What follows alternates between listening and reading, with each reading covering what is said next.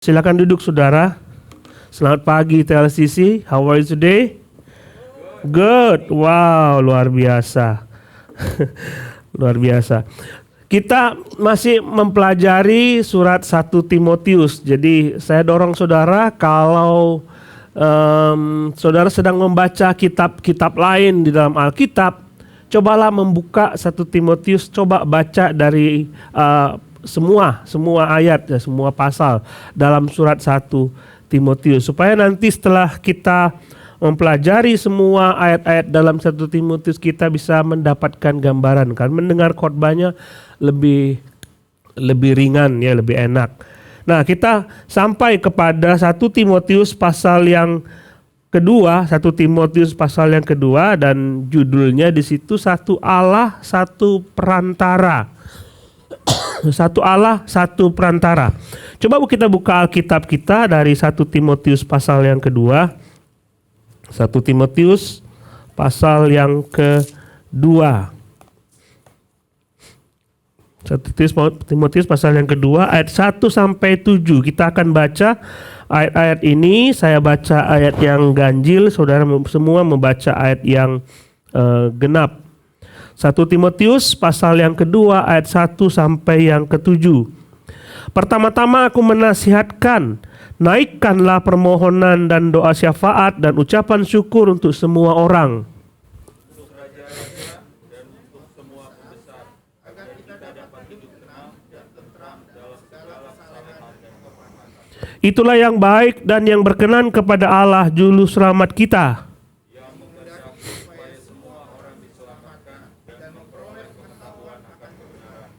Karena Allah itu Esa dan Esa pula Dia yang menjadi pengantara antara Allah dan manusia, yaitu manusia Yesus Kristus.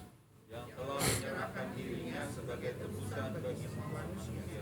Itu kesaksian pada waktu yang ditentukan. Untuk itulah aku telah ditetapkan sebagai pemberita dan rasul. Yang kukatakan ini benar, aku tidak berdusta, dan sebagai pengajar orang-orang bukan Yahudi dalam iman dan kebenaran.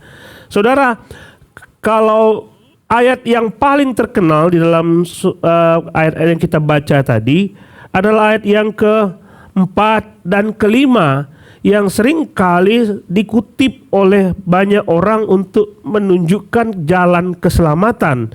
Dan juga untuk menunjukkan ada berapa banyak Allah kita. Ini menjadi apologet kita bahwa Allah kita itu satu, tidak banyak. Karena Alkitab sendiri mengatakan demikian. Karena ada dua macam kepercayaan orang mengenai Allah.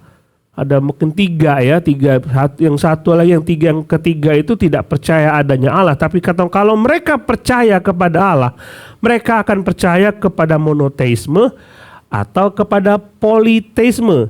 Dua hal ini yang dipercaya oleh manusia. Tetapi kita percaya, kita sesuai dengan apa yang dikatakan oleh kitab suci. Kita percaya bahwa Allah kita itu satu, tidak banyak. Bukan dua, bukan tiga, bukan empat, bukan lima, atau bukan lebih daripada itu. Allah kita satu. Alkitab mengatakan dalam Ulangan pasal 6 ayat yang keempat, dengarlah hai orang Israel, Tuhan itu Allah kita, Tuhan itu Esa. Ulangan pasal 6 ayat yang keempat.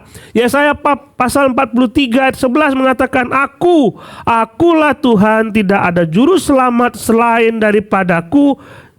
Kemudian Yakobus Efesus pasal 4 ayat yang ke-6 mengatakan, satu Allah dan Bapa dari semua, Allah di atas semua dan oleh semua dan di dalam semua. Semua, masih banyak ayat-ayat lain yang menunjukkan bahwa Allah kita itu Esa, satu. Ya. Satu. Dan 1 Timotius pasal 2 mengatakan Allah kita itu Esa. Allah tidak pernah mengatakan aku jumlahnya banyak. Jadi kalau ada kepercayaan politeisme, itu memang ada dari dahulu. Bahkan orang-orang Roma percaya kepada dewa-dewa yang begitu banyak. Jadi kalau ada sesuatu yang luar biasa, mereka anggap itu sebagai sebuah dewa ini dan dewa itu. Politeisme agak membingungkan memang. Kalau Allah itu banyak, kenapa cuma alam semesta ini begitu sedikit diciptakan? Kenapa hanya ada manusia saja? Pasti ada hal-hal lain. Allah itu banyak, dia pasti menciptakan banyak sekali ciptaan-ciptaan yang lain. Nggak mungkin. Kenapa Allah itu bisa banyak sementara ada keteraturan di dalam alam semesta ini? Kalau tadi saya pagi saja sedang melihat jam dinding itu berputar selalu begini. Saudara mau kayak apapun selalu putarnya begini. Selalu putarnya seperti itu. Dan itu kalau kita balik beda ya. Kalau kita balik putar terbalik dia ya. Itu hukum, sudah hukum itu. Matahari itu kalau berputar dan bumi mengelilingi matahari itu selalu sama, nggak mungkin putar balik begini dia. Dan itu diciptakan oleh Allah yang satu. Kalau Allahnya itu banyak, ada yang mengatakan nanti putarnya begini, nanti putarnya gini, nanti oke lah 1 tahun pertama putar begini, 1 tahun putar kedua putar begini. Akan terjadi kekacauan. Politeisme akan terjadi kekacauan karena nggak mungkin ada Allah begitu banyak. Lagi pula kalau saudara meninggal, saudara pergi ke Allah yang mana? Nggak bisa saudara pilih-pilih, saya mau pergi ke Allah yang itu, saya mau pergi Allah. Dan Allah, oh itu punyaku, nggak mungkin. Karena secara logika kita akan belajar bahwa Allah itu satu, tidak mungkin banyak. Allah itu satu. Lagi pula kita akan bertanya-tanya mana Allah yang paling superior. Kita akan bingung sendiri. Saya ingin hanya mengikuti Allah yang superior. Yang mana yang Allah superior? Tapi Alkitab mengatakan Allah itu satu. Allah itu satu. Dan logikanya kalau Allah satu, maka ada satu jalan ke surga. Nggak mungkin Allah itu satu, dia menciptakan berbagai macam cara untuk sampai ke rumahnya. Untuk sampai kepada keselamatan. Sementara kalau kita melihat cara satu, cara lain, semua bertentangan dan Allah nggak mungkin bertentangan. Jadi kalau satu ini, kamu hanya bisa diselamatkan karena anugerah.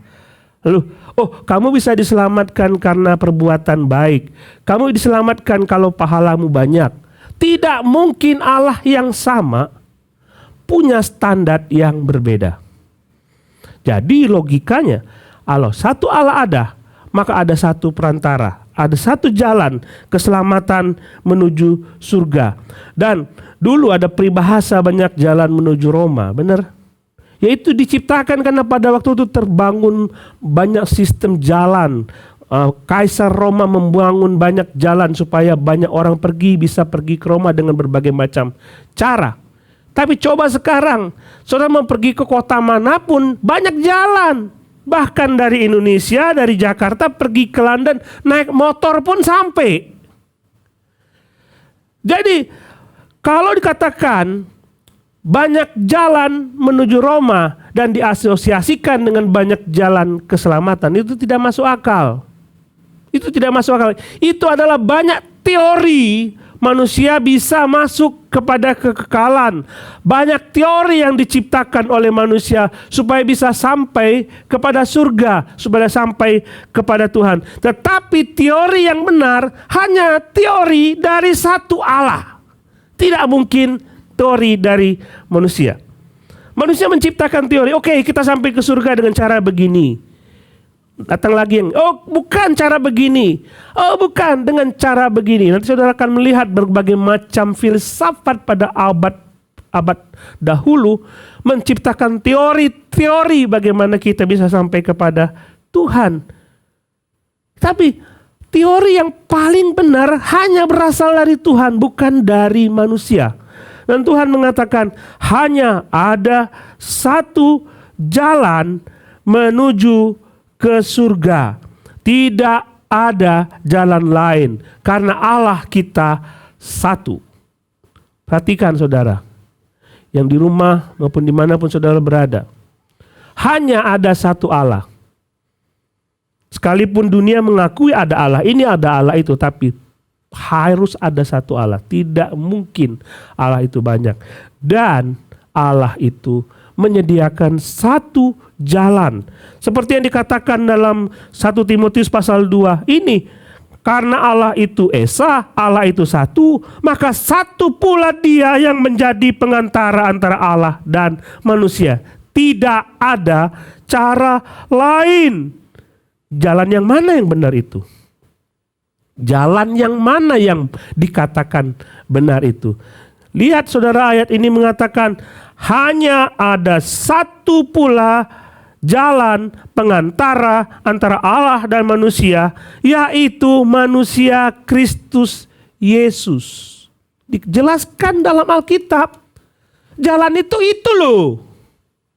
Nggak ada jalan lain. Allah mengatakan, ada jalan menuju surga. Yang mana Tuhan? Cari aja sendiri. Enggak seperti itu. Alkitab mengatakan, ada satu jalan menuju surga. Jalannya mana? Ini, lihat, baca ini. Kristus Yesus. Cuma itu jalannya. Enggak ada jalan lain. Satu kali ketika Thomas bertanya kepada Yesus, Guru, tunjukkanlah jalan itu. Ini menjadi pertanyaan banyak orang. Tunjukkanlah jalan itu menuju surga itu. Yohanes pasal 14. Thomas bertanya, tunjukkanlah jalan itu, Guru. Lalu ayat 6, Yohanes 14 ayat 6, Yesus berkata, Akulah jalan dan kebenaran dan hidup. Tidak ada seorang pun yang datang kepada Bapa kalau tidak melalui Aku. Lihat, Allah memberitahu jalan itu. Jadi kalau ada yang bertanya-tanya mana jalannya, Alkitab dengan jelas mengatakan akulah jalan, akulah kebenaran, akulah hidup itu, akulah jalan menuju kepada surga. Akulah kebenaran. Sebenarnya yang kamu cari tentang hal-hal yang benar itu ada di dalam Aku. Akulah hidup. Akulah yang sanggup memberikan kepadamu kehidupan sekalipun engkau mengalami kematian. Luar biasa. Allah tidak menutup-nutupi dan Allah tidak membuat rahasia tentang jalan itu. Saudara, abad kedua itu lagi berkembang-kembangnya Gnostik. Tahu Gnostik ya? Gnostik mengatakan ada suatu rahasia ilahi yang kita tidak tahu. Yang kalau kita tahu, maka kita bisa sampai ke sana. Untuk tahu jalan itu, kita mesti pandai. Kita mesti jadi orang pandai. Kita mesti menggunakan logika kita. Kita harus cari jalan itu, yang rahasia itu. Yang Allah katakan kepada manusia, tapi tersembunyi dan rahasia. Tapi Paulus mengatakan rahasia ilahi itu ada pada kita. Bukan rahasia lagi. Allah sudah menunjukkan ke sana. Bukan rahasia lagi. Karena Yesus mengatakan, Akulah jalan dan kebenaran dan hidup. Sayang, tidak banyak yang tahu tentang hal ini. Sayang, banyak orang meyakini keyakinannya. Sekalipun mereka bertanya-tanya di manakah jalan itu. Dan sekalipun mereka sudah membaca ayat-ayat Alkitab bahwa Yesuslah jalan, mereka tetap menolak kebenaran itu. Ini sangat disayangkan. Sayang sekali banyak orang tidak tahu bahwa rahasia-rahasia ilahi tentang jalan keselamatan itu sudah dinyatakan. Mereka belum mendengar, mereka belum tahu, mereka belum dinyatakan kepada mereka mengenai jalan dan keselamatan. Lihat ayat yang keempat. Allah menghendaki semua orang diselamatkan. Dan inilah isi hati Tuhan. Inilah isi hati dia. Dia menghendaki dari setiap suku bangsa. Waktu dia naik ke surga, dia bilang kepada murid-muridnya, setiap suku bangsa harus kamu datangi dan kamu beritahukan tentang keselamatan. Ini isi hati dia. Jadi Allah menghendaki semua orang diselamatkan. Lihat di sini.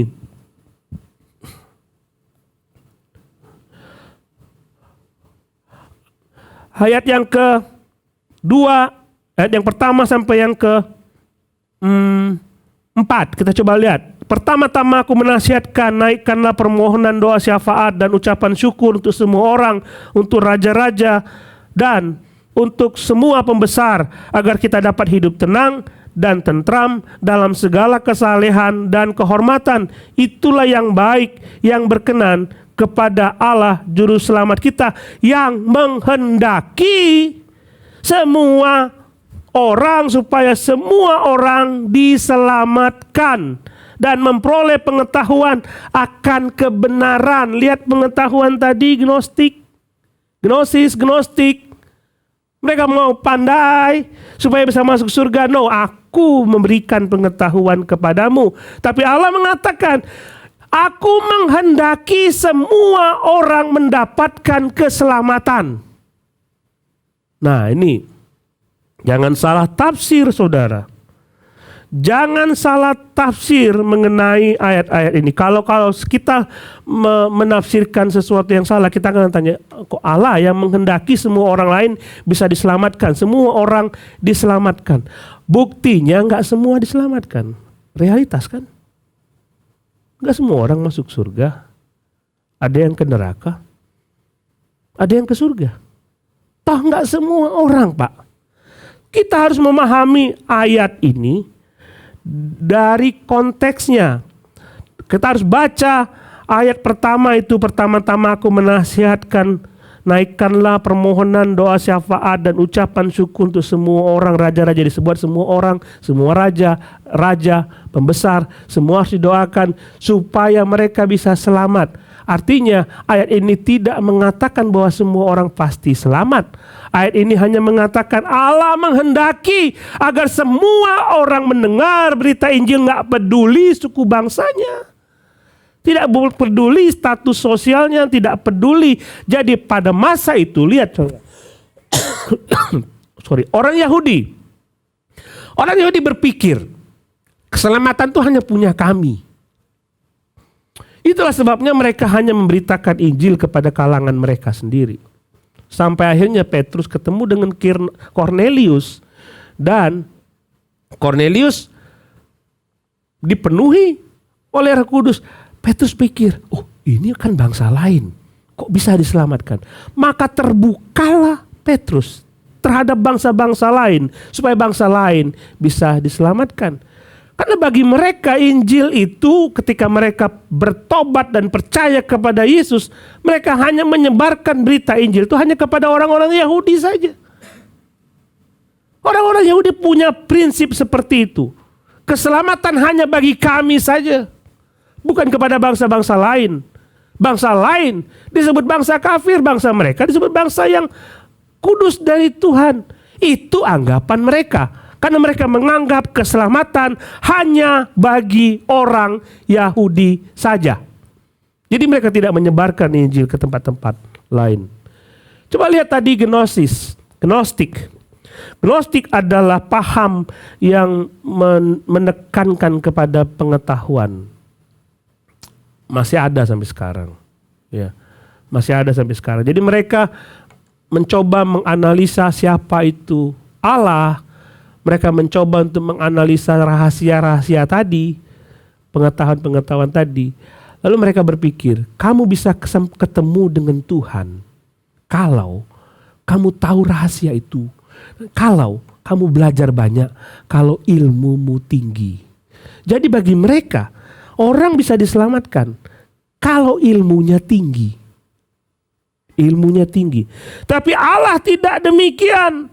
Allah tidak membedakan mau kamu mau orang Yahudi, mau orang apa.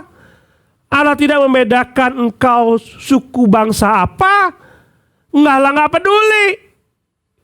Allah tidak peduli engkau bisa baca atau tidak, engkau buta huruf atau tidak. Allah tidak peduli engkau sarjana atau tidak, soal lulusan SD, SMP, SMA, doktor sekalipun. Allah bisa selamatkan. Jadi keselamatan terbuka untuk semua orang, dan nasihatkan kepada Timotius. Timotius, kalau ada orang datang ke kotamu, Dari suku bangsa manapun, dari latar belakang pendidikan manapun, berita Injil itu juga buat dia. Ini Tuhan mengatakan, keselamatan terbuka untuk semua orang, gak peduli kamu dari suku bangsa mana. Gak peduli, saudara gak usah bersikap seolah-olah saudara pakai baju tertentu. Saudara menjadi suku bangsa tertentu. Cukup saudara mau jadi bangsa Indonesia, bangsa Filipina, bangsa Brazil, suku apapun. Allah ada di situ dan siap untuk menyelamatkanmu. Amin. Simple. Tidak peduli saudara ada di mana sekarang. Saudara di tempat terpencil, saudara ada di tempat yang kota besar, saudara tidak bisa baca Alkitab, tidak punya pengetahuan teologi. Yang Allah inginkan adalah saudara menyerahkan dirimu kepada Tuhan. Terbuka kepada bangsa manapun. Saya pernah pergi ke sebuah tempat dan beribadah di situ. Dan ibadahnya, lagu-lagunya pakai lagu-lagu Sunda. Gereja. Ayo Pak ke gereja. Pergilah saya ke gereja. Lagunya Sunda. Khotbahnya Sunda. Pulang saya nggak ngerti apa-apa. Tapi Allah terbuka untuk semua suku. Terbuka. Jangan pilih-pilih maksudnya seperti itu. Allah terbuka untuk semua suku bangsa. Saudara pergi ke Afrika. Saudara akan masuk ke sana ke gereja mereka. Dan mereka punya tata cara ibadat sendiri, mereka punya lagu-lagu yang lebih heboh mungkin dari kita yang luar biasa. Allah terbuka dengan itu. Dan Allah mau mereka diselamatkan. Setiap tempat, setiap suku bangsa terbuka untuk keselamatan. Jadi, bagi saudara yang belum percaya kepada Yesus, saudara sedang mencari di manakah jalan itu. Saudara sedang menanya kepada Tuhan, tunjukkanlah jalan keselamatan. Allah mengatakan, akulah jalan dan kebenaran dan hidup. Jelas dalam Alkitab. Sudah ada jalan itu. Lalu, saudara dari suku mana? Nggak peduli. Sebutkan nama suku saudara, nggak peduli. Apakah saya harus pakai pakaian tertentu? Nggak peduli. Yang Allah mau semua suku bangsa diselamatkan. Pak, saya nggak bisa baca Alkitab, tidak peduli. Allah mau saudara semua diselamatkan. Nah, ini bagi kalau saudara yang belum percaya kepada Yesus, saudara dengar Yesus mengasihi semua bangsa di dunia. Kita tahu lagu itu. Semua warna kulit Tuhan sayang. Semua bentuk rambut yang keriting, yang ikal, yang lurus, Tuhan sayang. Tuhan mau menerima kita sebagai umatnya, anaknya. Jadi tantangannya bagi saudara, sudahkah saudara percaya kepada Tuhan? Nggak peduli suku bangsamu apa. Lalu, bagi kita yang sudah percaya, kalau Allah menghendaki demikian, bahwa setiap suku bangsa, itu isi hati dia. Kalau kita umpamakan dalam kehidupan kita sehari-hari begini, Allah itu, aduh gimana suku ini belum dijangkau, suku ini belum dijangkau. Allah menghendaki suku ini dijangkau. Itu isi hati dia, dan ada orang itu yang belum dijangkau. Ada orang itu yang belum dijangkau, ada tempat itu yang belum dijangkau. Kalau Allah punya kerinduan yang mendalam, pertanyaannya adalah kalau saudara orang Kristen, apakah sama isi hatimu dengan isi hati Tuhan? Atau kita nggak peduli? Yang penting saya udah selamat. Terpikir nggak tempat-tempat terpelosok yang belum mendengar berita Injil? Terpikir nggak tetangga yang Tuhan inginkan tiap-tiap hari? Tetanggamu itu loh, Terpikir nggak kota di mana kita tinggal? Waktu bangsa Israel dibuang ke Babel, mereka penuh dengan kepedihan. Lalu mereka bertanya, apa yang harus kami lakukan di tempat di mana kami diasingkan? Tuhan berkata, usahakanlah kesejahteraan di mana, di kota di mana engkau tinggal. Artinya kita mesti memikirkan mereka. Di mana kita tinggal, kita mesti bergumul, mencoba untuk menjangkau tempat itu bagi Tuhan. Karena ini adalah isi hati Tuhan. Coba lihat ayat 1. Pertama-tama aku menasihatkan, naikkanlah permohonan, doa syafaat dan ucapan syukur untuk semua orang, untuk raja-raja dan untuk semua pembesar, agar kita dapat hidup tenang dan tentram dalam segala kesalehan dan kehormatan. Saudara, ini tidak mudah bagi Timotius dan gerejanya untuk mendoakan raja. Enggak mudah bagi dia untuk mendoakan kaisar, karena kaisar begitu kejam sama orang Kristen. Orang Kristen ditangkap, dibunuh dan diketawakan, dianiaya, disalib dan didoakan, mana mungkin. Susah, tapi nasihat Tuhan, doakan mereka karena Allah menghendaki mereka diselamatkan.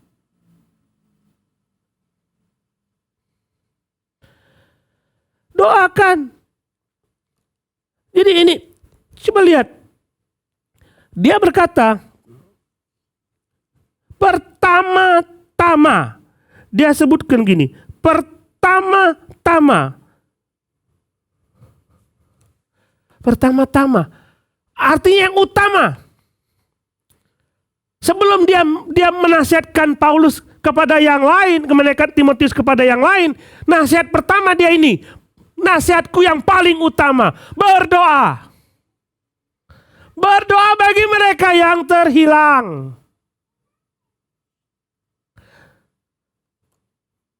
Saya yakin kita semua ingin supaya banyak orang percaya Yesus. Saya yakin sendiri, saudara akan tanya berapa jumlah baptisan di gereja kita? Berapa banyak jumlah orang yang dijangkau di gereja kita? Berapa banyak orang yang dipenuhi, yang orang-orang baru yang percaya kepada Kristus di gereja kita melalui pelayanan kita? Namun pertanyaannya, saudara doakan atau tidak? Dia mengatakan pertama-tama, naikkan permohonan, doa syafaat, ucapan syukur. 3 kata yang berkenaan dengan doa. Permohonan, doa syafaat, ucapan syukur. Kata-kata itu erat kaitannya dengan doa. Bersyukurlah kalau engkau tinggal di tempat di mana engkau tinggal, karena Allah ingin kau menjangkau mereka. Berdoalah bagi mereka. Berdoa bagi mereka dan mengatakan supaya kita dapat hidup tenang. Nggak ada masalahnya, saudara. Kalau sudah mendoakan sebuah kota di mana engkau tinggal, aku ingin hidup tenang di kota ini, tidak ada kekacauan, semua akan berjalan dengan baik. Oke, bagus. Kita mendoakan negara kita setiap Rabu malam, benar? Kita mendoakan pemerintah kita supaya mereka punya hikmat untuk dapat memimpin. Kita mendoakan anak-anak Tuhan di dalam pemerintahan supaya mereka menjadi teladan bagi orang-orang lain. Kita mendoakan itu supaya negara kita tenang. Benar? Enggak ada salah. Tapi konteks yang dikemukakan oleh Rasul Paulus ini adalah supaya kamu bisa dengan tenang memberitakan Injil. Supaya pemberitaan itu tidak terhalangi oleh berbagai macam regulasi. Saudara berdoa untuk itu. Jadi dikatakan saudara tidak salah untuk berdoa untuk itu. Tapi apakah saudara mendoakan supaya pekerjaan Tuhan penginjilan di mana, di kota di mana kita tinggal, kita doakan. Ini saudara, saya sering sekali kalau naik mobil, keluar dari rumah, dan ini saya suka diam, duduk dan lihat orang-orang sedang jalan. Tuhan, bukalah hati mereka. Bukalah hati mereka. Saya tidak tahu Tuhan, yang jelas saya tidak bisa menjangkau mereka semua sendirian. Gak bisa. Tapi Tuhan bisa buka hati mereka. Sehingga mereka punya kerinduan untuk mencari kebenaran. Saudara harus berdoa seperti itu. Lihat kata permohonan. Deesis bahasa Yunaninya. Yang maknanya adalah kurang. Kurang mampu kita ini. Nggak mampu. Makanya kita memohon, meminta, supaya yang lebih mampu memampukan kita. Kita minta supaya yang penuh kuasa itu memberikan kuasa kepada kita. Artinya Paulus ingin tunjukkan kepada kita, sekuat apapun saudara berusaha untuk menjangkau orang, tapi kalau saudara tidak mendoakan itu, tidak mungkin akan pernah berhasil. Yakinlah. Toh saudara, kalau misalnya kita bekerja, kita butuh, walaupun kita pandai, saya yakin sekali bahwa saudara mendoakan usaha saudara. Yakin. Saudara mau melakukan pendekatan bisnis kepada orang lain supaya proyeknya berhasil, tolong doakan. Supaya besok saya ketemu dengan orang itu, dia bisa setuju dengan proyek ini dan saudara dapat untung. Itu ya, yang itu aja kita doakan. Bagaimana dengan isi hati Tuhan? Apakah kita mendoakan? Gereja harus berdoa. Jemaat harus bersatu dalam doa penginjilan. Doakan daerah di mana engkau tinggal. Doakan agar mereka terbuka terhadap Injil. Doakan agar kuasa Tuhan bekerja lebih dahulu.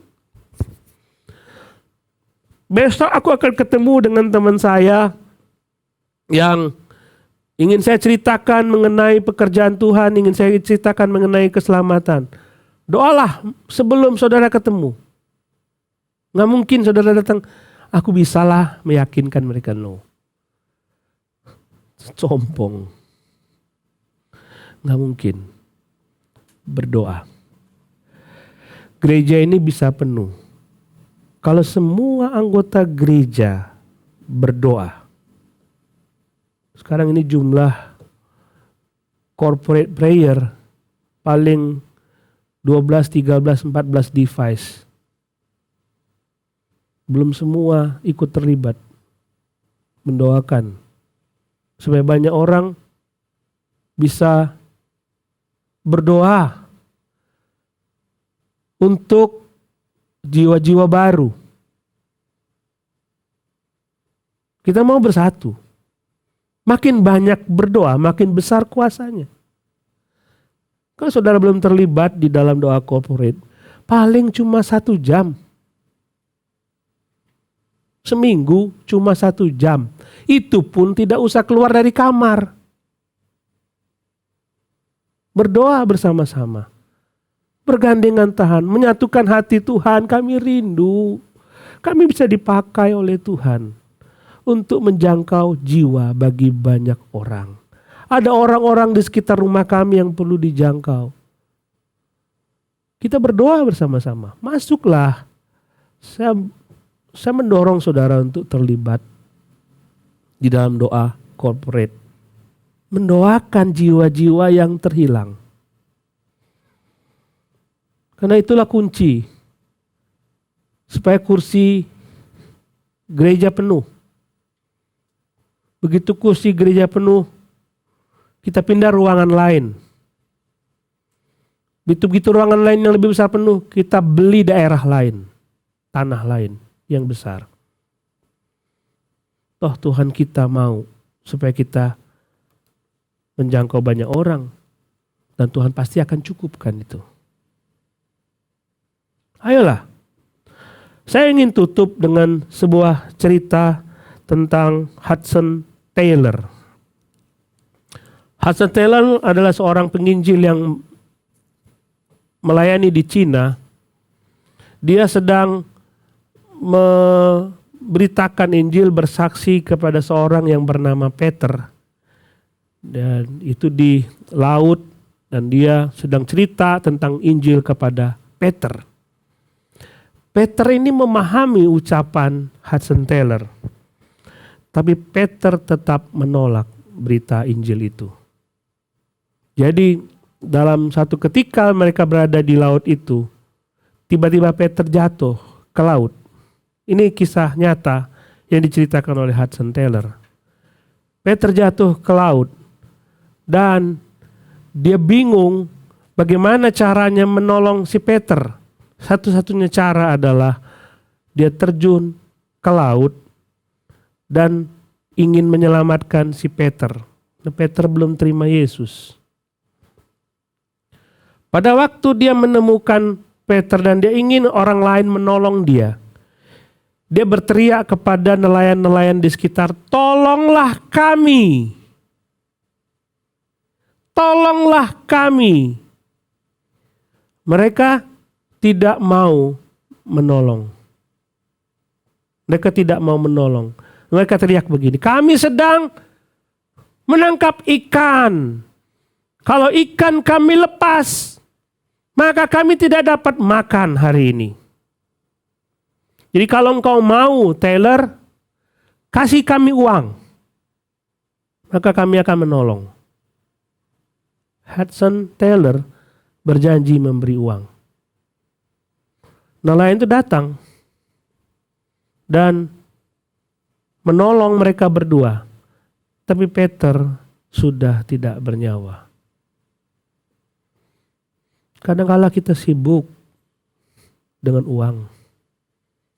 Kita nggak peduli dengan keselamatan orang lain. Cerita setelah memukul kita. Saya juga terpukul. Karena saya menyisihkan waktu saya untuk yang lain lebih banyak daripada untuk hati Tuhan. Pemberitaan Injil. Seharusnya saudara juga terpukul. Itu menjadi pelajaran bagi kita. Mana yang kita pentingkan dalam hidup kita? Nyawa orang yang tidak akan diselamatkan atau uang kita? Isi hati Tuhan atau kehendak kita? Mari kita berdoa.